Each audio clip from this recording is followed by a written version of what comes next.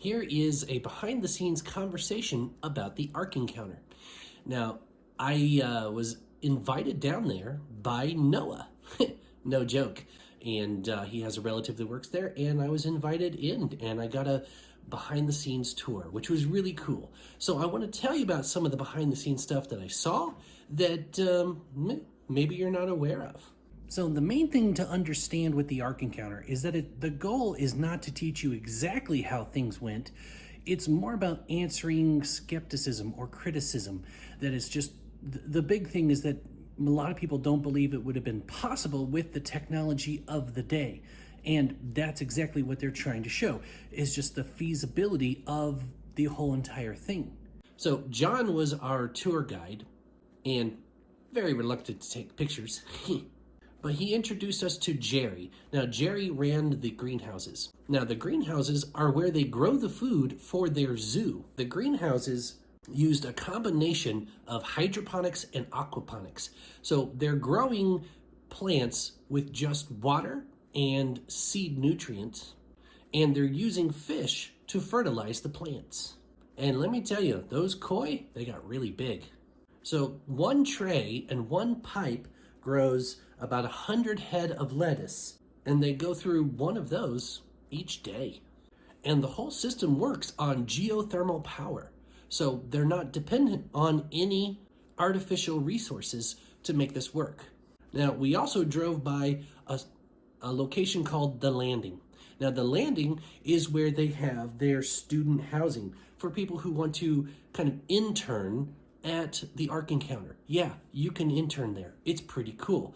And it has not only residences, but it has a gym where you can work out. And of course, there's food facilities that you can take part in.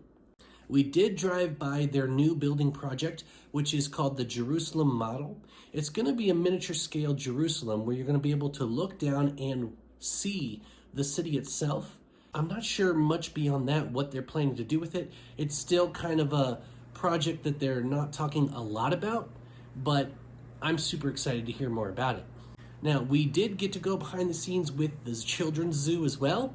We even got to meet a goat who knew the difference between shapes and colors and could even turn pages in a book. It's a pretty smart goat. Jeff was kind enough to show us those goat's tricks, and he called him Bendy Goat. Now, we did find out that they do have on-site zoologists and vet techs. Their animals are very well taken care of. And one of them that we met, her name is Sarah Jo. And I asked her which animal was her favorite. She said Gomer the camel. He's an older guy, and they have to make him do stretches, and he gets acupuncture. That's pretty astounding. Now, what I found most fascinating about behind the scenes is that they do have to protect their on-site animals from natural local predators like bobcats and coyotes.